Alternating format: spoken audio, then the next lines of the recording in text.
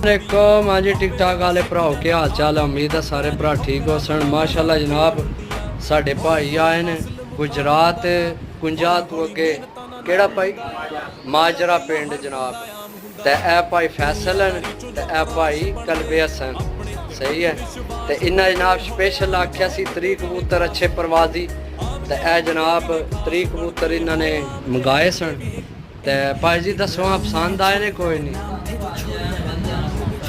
तुसी दसो जी क्या आखो।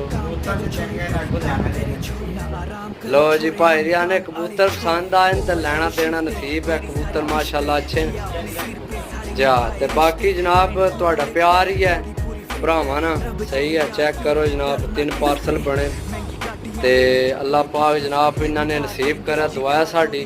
ते जिस भरा कबूतर लैने हो जनाब राबता नंबर है 0325 52 40 603 सही है। फिर मिलसा